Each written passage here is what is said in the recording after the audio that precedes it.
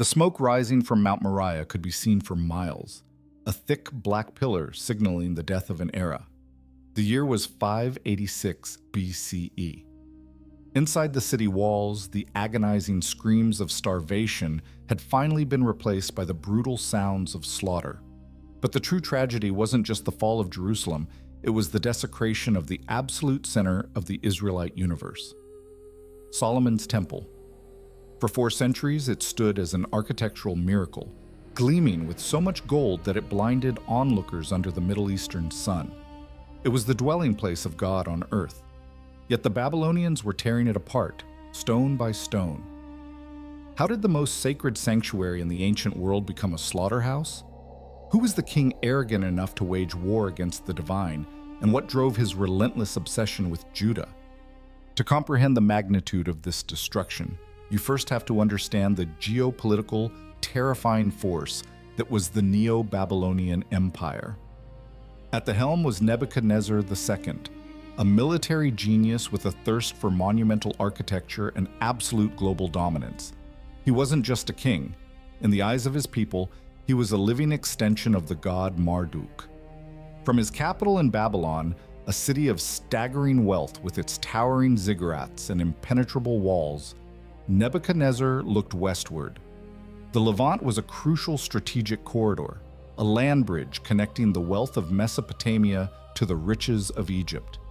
And sitting right in the middle of this high-stakes tug-of-war was the small, fiercely independent kingdom of Judah. Judah was a minor player on the global chessboard, but its capital, Jerusalem, held something far more valuable than mere strategic territory. It held a psychological and spiritual supremacy. The first temple, built by King Solomon, was a masterpiece of ancient engineering and unimaginable wealth. Imagine doors carved from olive wood, overlaid entirely with pure gold. Imagine the massive bronze pillars, Jachin and Boaz, standing 18 cubits high, flanking the entrance. Inside, the walls, the floors, the altar, everything was draped in precious metals. But the true treasure lay deep within the temple, in a windowless room of absolute darkness called the Holy of Holies.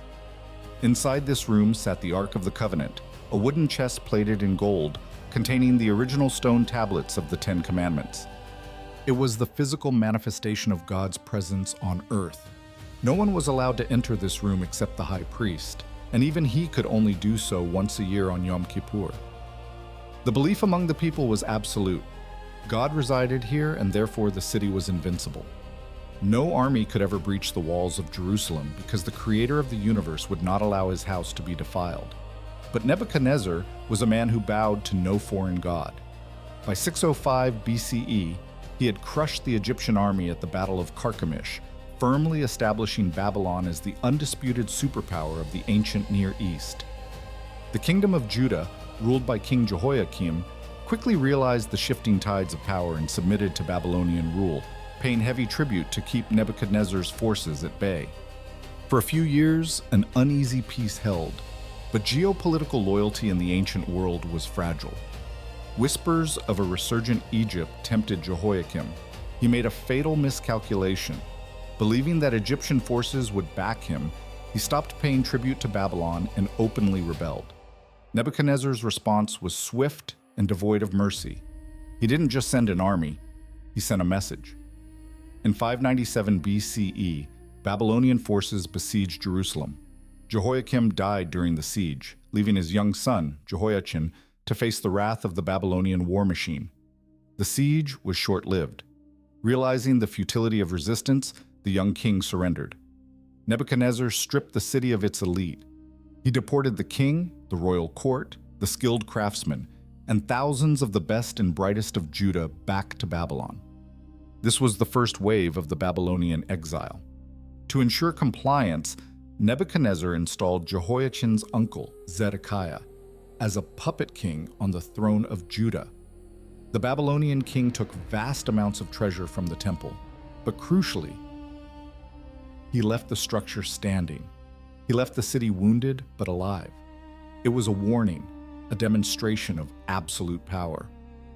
Nebuchadnezzar believed the matter was settled. He had stripped the kingdom of its leadership, and installed a loyal vassal. He turned his attention back to his grand building projects in Babylon, believing the small, rebellious state of Judah had finally learned its lesson. But he underestimated the deeply ingrained theology of the people left behind. In Jerusalem, a dangerous narrative began to take root. False prophets wandered the streets, telling King Zedekiah and the remaining citizens exactly what they wanted to hear. They preached that the exile would be brief, that the stolen temple vessels would be returned, and most dangerously, that Babylon's power was fading. They convinced the king that Jerusalem, housing the temple of the Almighty, could never truly be conquered.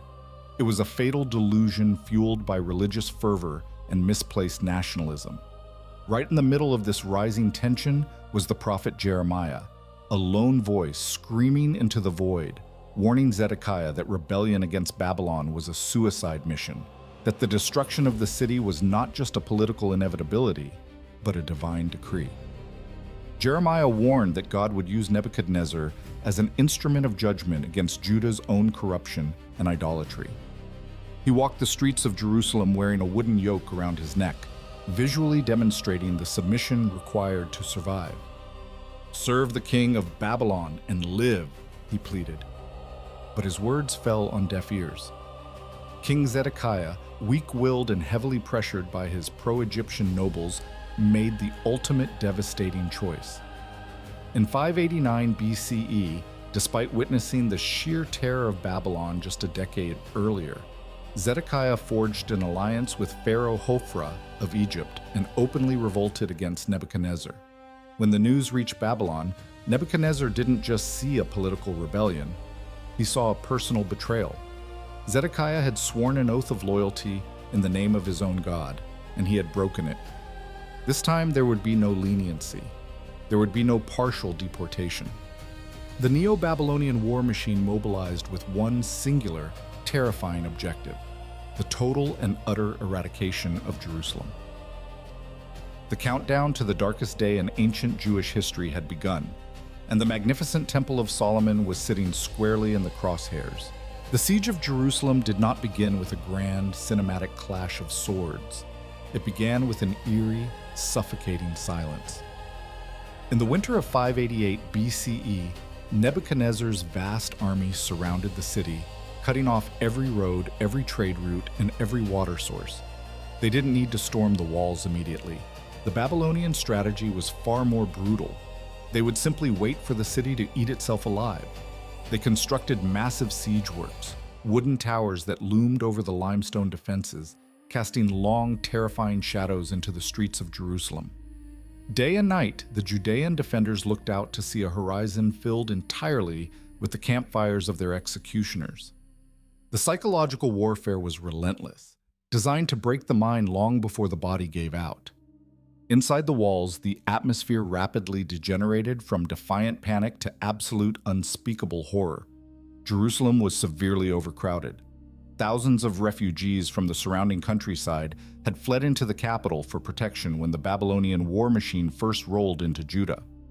The city's granaries, meant to sustain a normal population, were depleted in a matter of months. As the siege dragged into its second year, the gold and silver lining the walls of Solomon's temple meant absolutely nothing. You cannot eat gold. The wealthiest aristocrats, men and women who had once dined on imported meats and fine wines, were now reduced to scouring the filthy alleyways for anything remotely edible. The historical and biblical accounts of this period, particularly the Book of Lamentations, paint a picture so grim it challenges human comprehension. It describes a city where the tongue of the nursing infant stuck to the roof of its mouth from severe dehydration. Young children begged for bread, but the adults stared back with hollow, sunken eyes, having nothing to offer. The desperation twisted human nature into something unrecognizable. The accounts speak of a famine so severe that the unthinkable became a daily reality, hinting at starving parents turning to unspeakable acts just to survive another week in the doomed city. The sacred capital, the dwelling place of the Almighty, was rotting from the inside out, filled with the stench of unburied bodies and the quiet wails of the dying. There was, however, one brief, agonizing moment of false hope. Rumors reached the starving citizens that Pharaoh Hophra had finally marched his Egyptian army out of the south to honor his alliance with King Zedekiah. The Babylonian forces temporarily lifted the siege to intercept this new threat. For a few days, the gates of Jerusalem opened. People wept in the streets, believing a miracle had occurred. The false prophets paraded through the city, shouting that God had terrified the Babylonians and saved his temple. But it was a cruel illusion. The Egyptian army, catching sight of the sheer, overwhelming magnitude of Nebuchadnezzar's forces, lost their nerve. They turned around and marched back to Egypt without fighting a single major battle, abandoning Judah to its fate. When the Babylonians returned, their fury was magnified tenfold. They tightened the noose. By the summer of 586 BCE, after 30 grueling months of starvation, the city was entirely broken. The Judean soldiers were so emaciated they could barely lift their shields, let alone draw a bowstring. The end did not come with a glorious final stand. It came with the sound of crumbling stone. On the 9th day of the 4th month, under the relentless pounding of massive iron-headed battering rams, the northern wall of Jerusalem finally gave way. The breach tore open like a wound. The Babylonians poured into the lower city, an unstoppable tide of armor, bronze, and rage. Their war cries echoed through the narrow streets, mingling with the screams of civilians. They showed no mercy. They slaughtered the young, the old, the priests, and the peasants alike, their swords cutting down anyone too weak to run. And in this moment of ultimate crisis, when his people were being butchered in the streets and the city was burning, what did King Zedekiah do? The man who had sworn an oath to God, the king who had provoked this apocalypse despite all warnings, he ran. Under the cover of pitch-black darkness, abandoning his kingdom and his sacred duty, Zedekiah and his royal guards slipped through a secret gate near the king's gardens. They fled eastward, sprinting frantically toward the Jordan Valley, desperate to escape into the unforgiving wilderness. He left the women, the children, and the magnificent Temple of Solomon completely undefended. But you do not escape Nebuchadnezzar. The Babylonian vanguards quickly realized the king was gone. Elite units mounted on horseback hunted him down like an animal. They caught Zedekiah in the plains of Jericho, just miles from freedom. He was dragged in chains to Nebuchadnezzar's headquarters in Riblah. The punishment handed down by the Babylonian king was a masterpiece of psychological torture.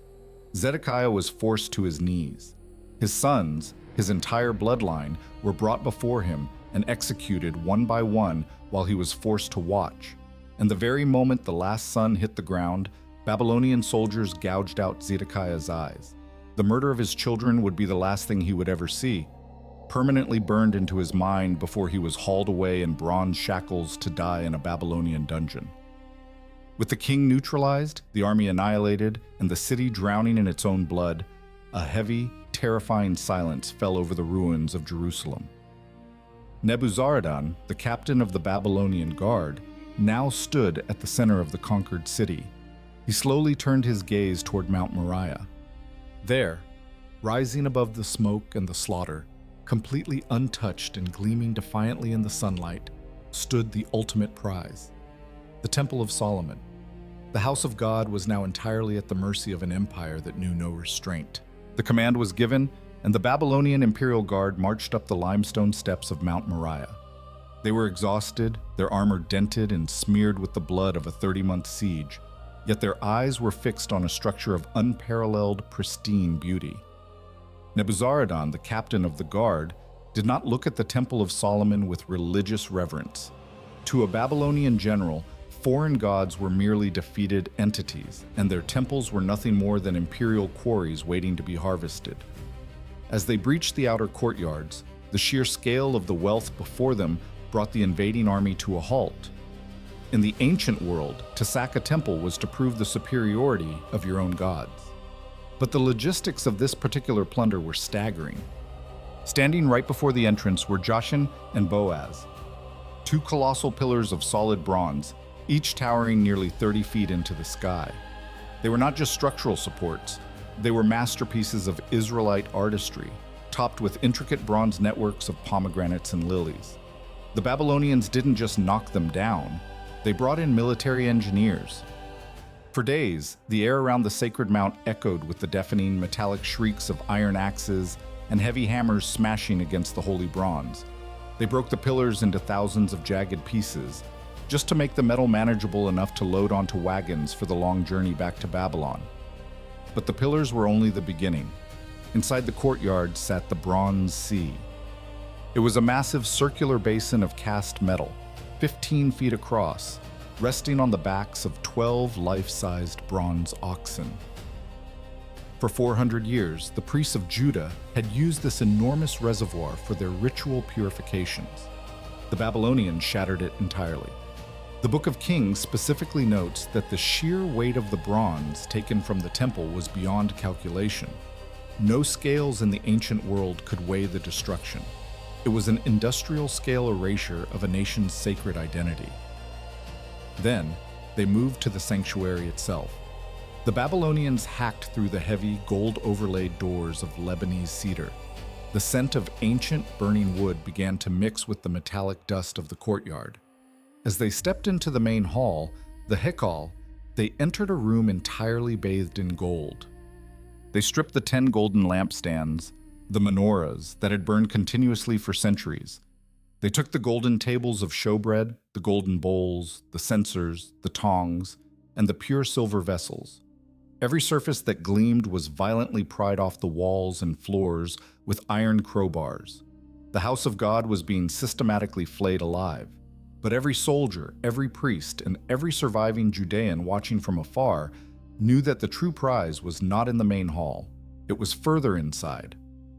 Past the golden altar of incense hung a massive, intricately woven veil of blue, purple, and scarlet yarn. Behind that veil was the Devir, the Holy of Holies. This was a perfect, windowless cube of absolute darkness. It was the epicenter of the Jewish faith, the very footstool of the Almighty, where the high priest dared to enter only once a year, trembling with the fear of instant death. Nebuzaradan's men tore the veil down. They stepped into the absolute darkness, raising their torches to illuminate the ultimate prize of the ancient world.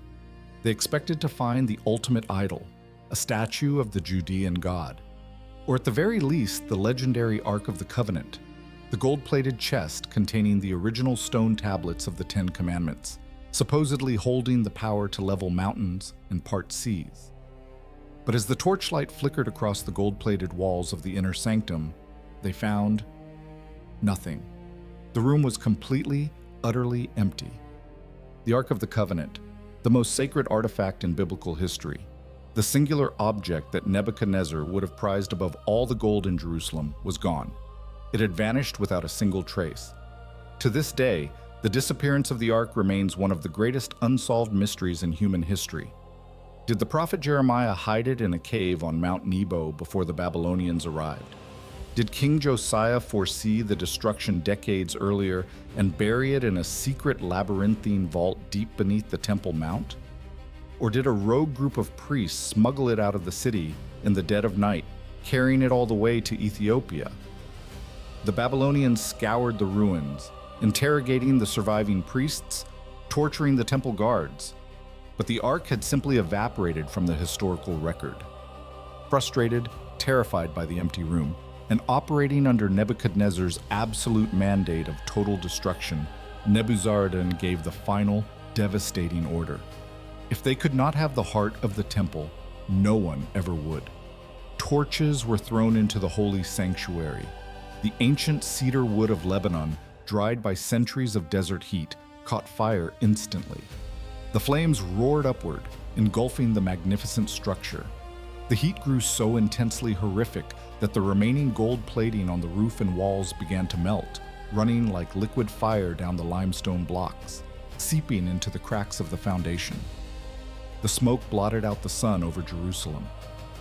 As the roof finally collapsed in a shower of sparks and ash, a collective, agonizing cry rose from the thousands of Judean captives watching from the hills. The first temple was gone. The covenant seemed broken. The people of Judah were now entirely at the mercy of the Babylonian exile, marching toward a land of strange gods and impenetrable despair. The ashes of Jerusalem were barely cold when the death march began. Over 500 brutal miles separated the smoking ruins of Judah from the beating heart of the Neo-Babylonian Empire. This wasn't merely a relocation of prisoners, it was the systematic dismantling of a nation's soul.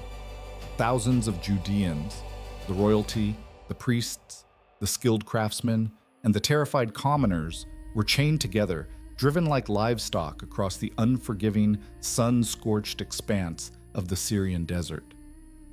Many did not survive the journey. The old, the sick, and the weak who stumbled were left in the dust for the vultures. But for those who managed to keep walking, the physical torment was completely eclipsed by the theological nightmare they were living. For generations, the Judean identity was anchored to two absolute pillars, the land of Israel and the Temple of Solomon. Now, the land was lost and the temple was gone. As they dragged their bleeding feet across the alien sand, a terrifying question plagued their minds. Had their God been defeated by the gods of Babylon? Had he abandoned them forever? The unbearable anguish of this journey was immortalized in the ancient texts, most famously echoing through history in Psalm 137. By the rivers of Babylon, there we sat down, yea, we wept, when we remembered Zion. They hung their harps on the willow trees, refusing their captors' demands to sing the joyful songs of the Lord in a strange, desolate land. After months of grueling, soul-crushing travel, the horizon finally began to shift. The harsh, arid desert gradually gave way to lush, heavily irrigated plains, fed by the sprawling, muddy waters of the mighty Euphrates River. And then, rising from the flat Mesopotamian earth like a man-made mountain range, they saw it, the capital of the known world. Babylon.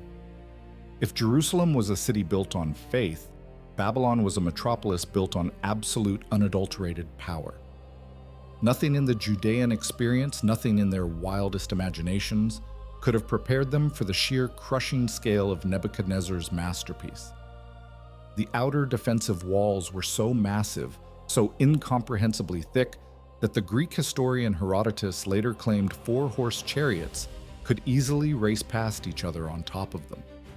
The city spanned over 2,000 acres, a sprawling, hyper-advanced grid of towering brick architecture, bustling international markets, and roaring bronze furnaces.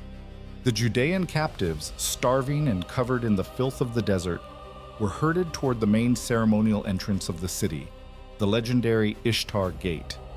Imagine these traumatized refugees, accustomed to the muted browns and simple limestone whites of the Judean hills, suddenly confronted by a structure soaring 40 feet into the air, covered entirely in brilliant, lapis lazuli blue-glazed bricks.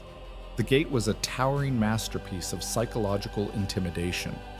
It was adorned with alternating rows of golden lions, fierce wild bulls, and terrifying mythological dragons, the sacred symbols of the Babylonian deities Ishtar, Adad, and Marduk. To walk through this gate was to literally walk into the glowing jaws of the empire, a forced, visual submission to Nebuchadnezzar's supreme, conquering gods. But the ultimate display of Babylonian dominance stood squarely at the center of the city, casting a long, dark shadow over the entire region. Looming over the skyline was the Itemenanki, the massive ziggurat dedicated to Marduk. Towering nearly 300 feet into the air, built with millions of baked bricks and featuring 7 distinct brightly painted terraces, it was a colossal, terrifying stairway to the heavens.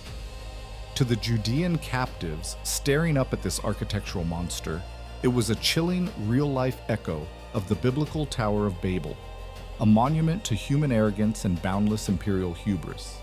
For King Nebuchadnezzar, the arrival of these chained captives and their looted temple treasures was just another triumphant Tuesday.